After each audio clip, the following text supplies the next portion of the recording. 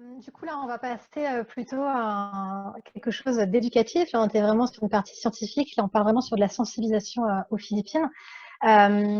Muriel est arrivée en juin 2019 et en septembre, elle a créé en fait un programme qui se nomme From Awareness to Actions for Nature Conservation Program, c'est-à-dire en français en fait tout simplement de la sensibilisation, un programme d'action de conservation, d'action concrète pour la conservation de la nature. Il faut savoir qu'il y avait déjà des petits prémices puisque en 2018 déjà, fin 2017, on était déjà contacté, notamment quand j'étais à Palawan en décembre 2017, par le directeur d'une des universités pour venir faire des conférences auprès des étudiants. En fait, il y avait une demande des universités de pouvoir parler du binturong, de notre boulot qu'on faisait aussi sur le terrain pour sensibiliser les étudiants. Donc ça a commencé un petit peu comme ça, notre sensibilisation. Puis au niveau des écoles et puis à l'organisation de la première édition de la Journée mondiale à Palawan, qu'on a organisée avec Muriel en mai 2018, puis en mai 2019. Donc avant la création en fait du FAANC,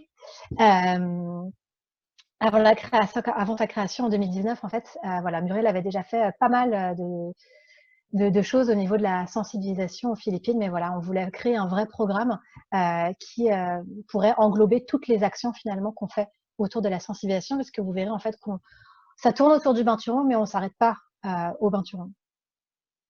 Donc l'idée en fait, c'est vraiment de sensibiliser de façon durable pour générer tout simplement des actions concrètes pour la préservation de la nature. Donc au niveau des actions, ça part d'abord sur la formation des professeurs. Vraiment, à la base, ce programme d'ailleurs est un peu dédié aux professeurs à Palawan.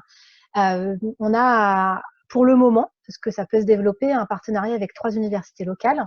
Le but, en fait, c'est d'intégrer dans le cursus, dans les matières en fait des profs, l'éducation à l'environnement. Donc, l'idée, c'est de former une quinzaine de professeurs par mois. En leur expliquant que dans n'importe quelle matière, que ce soit les maths, le droit, l'économie, on peut incorporer l'éducation à l'environnement et donc faire passer des messages éco-responsables directement à leurs élèves ou à leurs étudiants. Pourquoi mettre en place ce genre de formation? C'est parce que c'est exactement un peu comme le même système que la Journée mondiale du binturong. Aller dans les écoles, il vous faut du temps, il faut de l'argent, il faut des moyens humains. Alors que si vous formez ces professeurs qui ont l'habitude, en fait, chaque année de voir différents élèves, d'avoir 30, 60 élèves, ça permet en fait d'aller beaucoup plus rapidement, être beaucoup plus rapide au niveau de la sensibilisation. Donc voilà, clairement, c'est un des objectifs phares de ce programme éducatif, c'est la formation des professeurs. Donc, il y a eu 2 formations de professeurs qui ont débuté l'année dernière et qui sont poursuivies au début de cette année, et puis là, qui sont à l'arrêt avec le coronavirus. Notre deuxième action, c'est la sensibilisation des écoles. On a débuté avec ça en 2018, on va le continuer, que ce soit sous forme de conférences ou d'activités pratiques. En général, nos activités tournent autour de la découverte du binturong, qui est le binturong, voilà, où vit-il, son milieu naturel, puis pourquoi en fait il faut protéger la nature, comment est-ce qu'on peut protéger la nature. Donc c'est vraiment donner les clés en fait, les clés aux élèves, aux enfants pour pouvoir eux-mêmes en fait pouvoir créer des actions pour ensuite pouvoir protéger la nature. Il y a quelque chose qui nous tient beaucoup à cœur, c'est aussi expliquer en fait c'est quoi être éco-responsable. Il faut savoir que Palawan est une île en fait touristique. Il y a beaucoup de touristes qui viennent un peu de partout, que ce soit de Chine, d'Australie, des États-Unis. Il y a beaucoup d'utilisation plastique.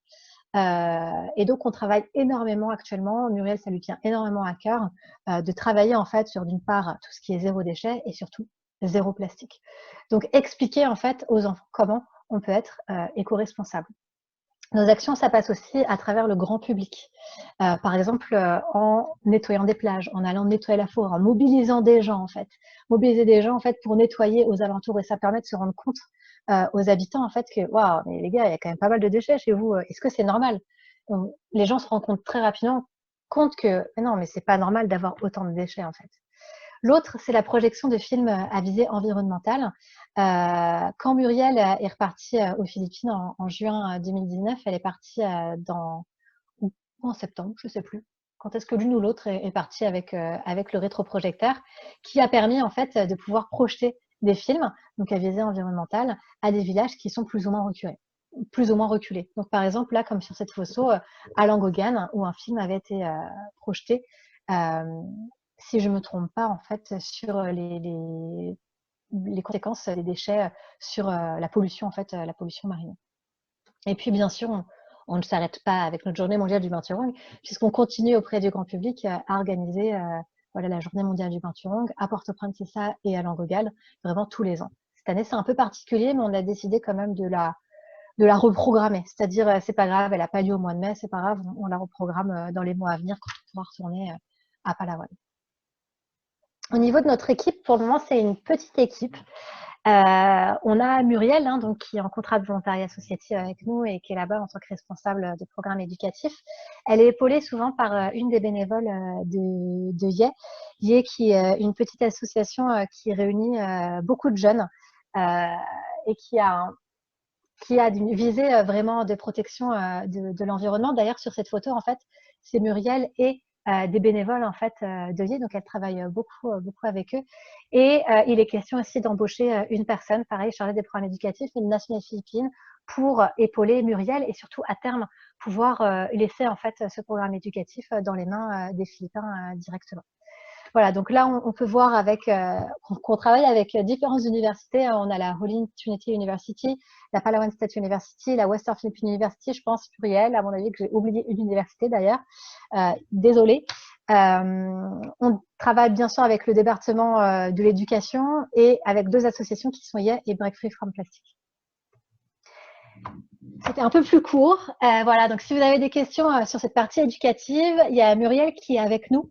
Donc voilà, pareil, ça sera plus simple aussi si vous avez des questions un peu plus techniques sur ce qui se passe à Palawan. Et toi, Mumu, si tu veux rajouter aussi des choses dont j'aurais pas encore parlé. Alors, il n'y a pas eu beaucoup de questions sur cette partie-là, juste une question sur la langue, mais du coup, j'ai répondu dans la conversation. L'anglais, en fait, c'est la 2e langue officielle des Philippines, donc même très jeunes, ils comprennent en partie l'anglais.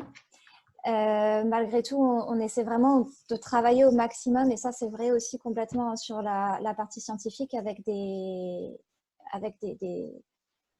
contreparties philippines, avec des Philippins avec nous qui parlent les 2 langues. Et je vais donner la parole à Muriel, si jamais elle veut rajouter quelque chose. Bonjour à tous. Donc oui, alors je vais rajouter quelques petites choses. Donc au niveau des déchets plastiques, donc la sensibilisation au 0 déchet, j'avais commencé aussi un programme dans l'université Hope University que tu as oublié dans tes logos, Coco. Désolée. C'est pas grave. Et oui, c'était parce qu'en fait, on s'est rendu compte que dans leur cuisine, dans ce qu'ils appellent leur cuisine où les enfants mangent tous les midis, en fait, c'est bourré de plastique. Ils n'ont pas d'assiettes nettoyables. Les couverts sont en plastique, les verres sont en plastique, les assiettes sont en plastique. Ils ont des pailles aussi partout. Donc, c'était une partie du programme pour essayer de travailler directement avec l'université, qui est une école en fait, pour essayer de voir avec eux comment on pouvait éviter tous ces déchets. Est-ce qu'on ne pouvait pas plutôt mettre en place de la vaisselle lavable, mettre des verres réutilisables, ou même des verres, au lieu d'avoir des bouteilles en plastique, vendre l'eau dans de gros containers, par exemple, qui peuvent faire jusqu'à 30 litres, qui pourraient éviter d'avoir les 36 bouteilles de 30 centilitres jetées chaque jour dans leur poubelle. J'ai fait aussi, avec l'aide donc d'Arvi et d'Isabelle, qui font partie d'AB Conservation de Palawan, peut-être qu'on en parlera plus tard, des interventions sur, pareil, la sensibilisation à la pollution plastique dans des marchés locaux, et aussi une partie très importante, les alternatives en fait, parce que c'est très bien de leur dire oui, le plastique c'est pas bien, ça pollue, regardez, il y en a partout dans votre mer, dans votre mer et dans votre forêt. L'important aussi était de montrer quelles étaient les alternatives à ce plastique. Par exemple, au lieu d'avoir une bouteille en plastique tous les jours, avoir une gourde. refuser d'utiliser des pailles en plastique, parce qu'on peut très bien boire au verre, ça revient au même. Donc des choses comme ça. Au niveau de la sensibilisation pour le public général aussi, j'ai travaillé avec un organisme gouvernemental donc, qui correspond à peu près à la mairie de Puerto Princesa sur un spectacle de marionnettes sur le bain Turlong. Donc du coup, c'était en cours jusqu'à ce que je doive revenir finalement en France. J'avais un autre programme aussi qui a été fait avec une université qui s'appelle la HTU, avec qui aussi j'ai fait des animations avec les maternelles. Donc là, c'était avec 2 classes de maternelle. Donc un gros travail sur le tri des déchets parce que la principale de l'université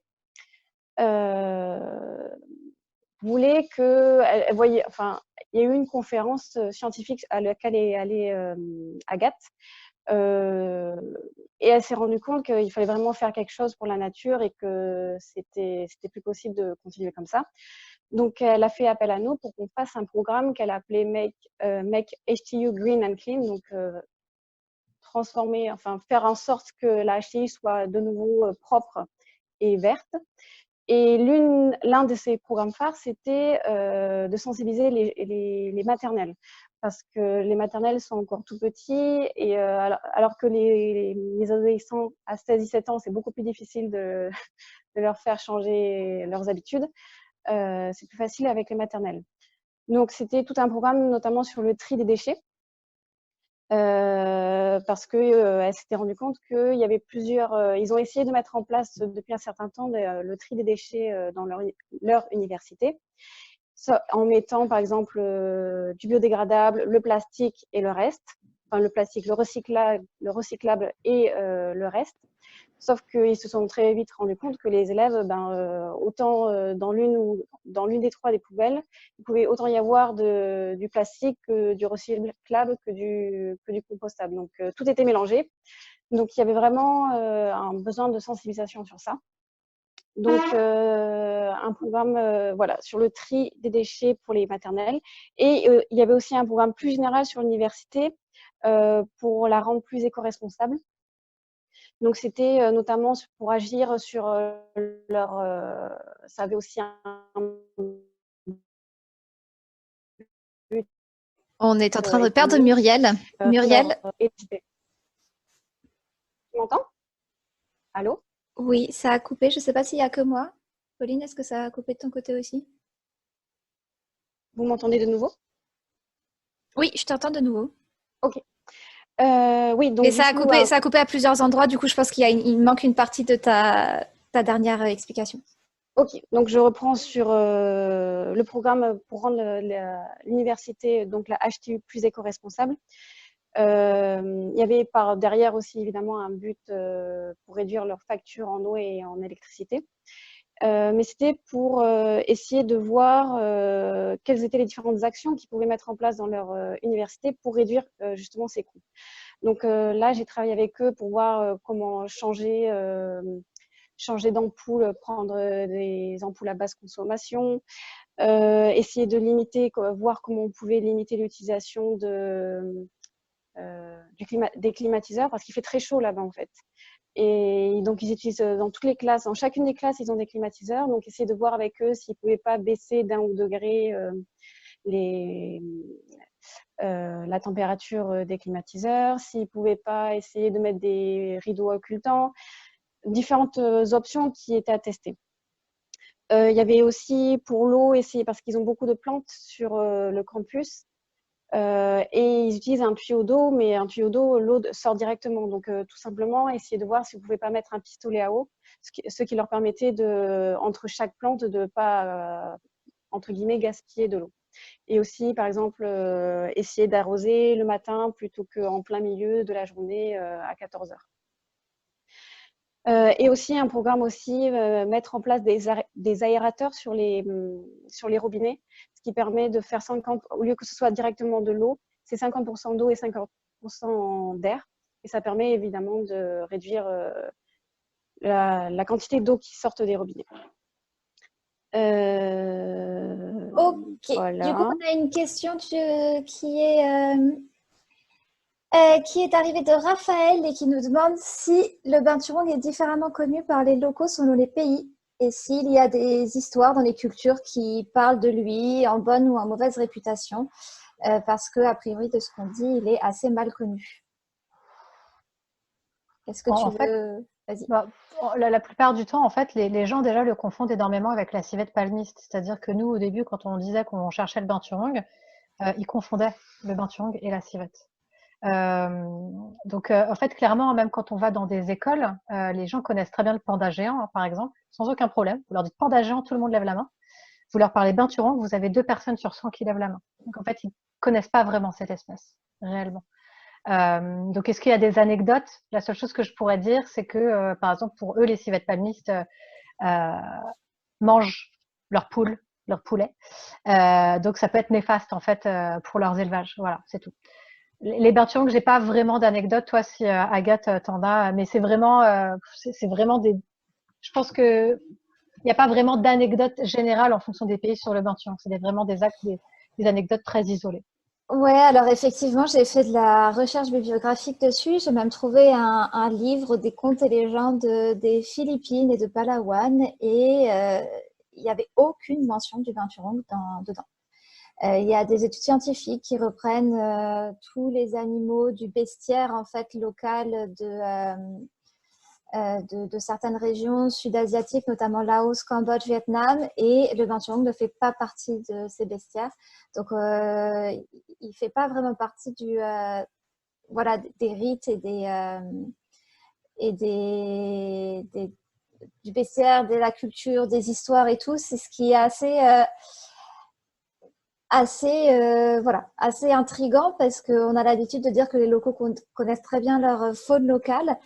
Et alors qu'en fait, c'est vrai pour les peuples indigènes qui, eux, ont une bien meilleure connaissance, mais finalement, dès qu'on s'extrait des peuples Des indigènes, forêts. ouais, tout de suite, on a une perte de connaissance qui est vraiment assez incroyable. Et du coup, Raphaël a dit que ça renforce c'est quelque chose qu'il a vu à Madagascar où il avait à peu près la même chose par rapport au Fossa. Ouais. Il y a Nadia qui nous demande comment est-ce que les binturongs supportent-ils la sécheresse et les autres changements climatiques? Quelles sont les conséquences sur la biodiversité? L'utilisation des climatiseurs permet-il de supporter la chaleur? Mais ça peut aussi aggraver le problème. Je ne sais pas si une de vous veut répondre, sinon je le fais. Déjà, de savoir comment le binturong résiste aux fortes températures, clairement, je pense que tu vas me dire la même chose, Agathe, on n'en sait rien, en fait. On n'en sait rien. Après, ce qui est sûr, c'est que lui, par contre, il vit dans la forêt. Et il fait beaucoup plus frais dans la forêt. Voilà. Il y a au moins 10 degrés de différence entre le milieu forestier et un endroit où vous n'avez pas d'arbres, en fait. Donc, Ouais. C'est vrai que les sécheresses sont particulièrement mal vécues en ville et c'est moins vrai dès qu'on va un peu dans la campagne de Palawan. Les conséquences sur la biodiversité, ben, c'est très très compliqué là aussi d'y répondre, surtout que pour le moment, nous, on s'est concentré majoritairement sur le binturong. Il n'y a pas tant d'études en fait au final à Palawan sur la biodiversité forestière. Il y a Katala qui est très connu, qui travaille sur beaucoup d'espèces différentes. Il y a le CIES qui travaille aussi un petit peu sur les écosystèmes forestiers. Mais en fait, la plupart des études à Palawan sont tournées sur la biodiversité marine. Et là, on sait que le réchauffement climatique, évidemment, ça a un impact assez fort sur tout ce qui est coraux et diversité corallienne. Quant au climatiseur, ça permet de supporter la chaleur, mais ça peut aussi aggraver le problème. Ça aggrave le problème dans le sens où les climatiseurs, c'est électrique et que du coup, là-bas, l'électricité en fait est produite à partir bientôt de charbon, mais de gaz surtout en ce moment, donc qui est 100% producteur de gaz à effet de serre. Hein, donc, il y a très peu d'utilisation d'énergie renouvelable dans les villes. J'entends là encore parce que l'électricité n'arrive pas jusqu'à la campagne ou très peu. Donc, on a encore une grosse différence entre ville et campagne sur Palawan. Et on a Nadia qui rajoute, du coup, en Australie, les forêts ont brûlé, devenant moins résilientes. Et aux Philippines, comment ça s'est passé? Vaste question. En fait, aux Philippines, c'est sans doute un peu différent de l'Australie. Aux Philippines, il y a encore une pratique agricole qui est très importante, qui s'appelle le kaingin, qui est la culture se brûler, en fait, tout simplement. Donc, il y a des feux qui ont été mal gérés, hein, qui ont brûlé beaucoup plus que ce qui devait brûler. Néanmoins, on n'a pas eu, en tout cas à Palawan, même sur les autres îles par rapport à nos autres contacts qu'on peut avoir en dehors de Palawan, on n'a pas recensé de forts feux, en tout cas de feux incontrôlés, non maîtrisés dans les forêts.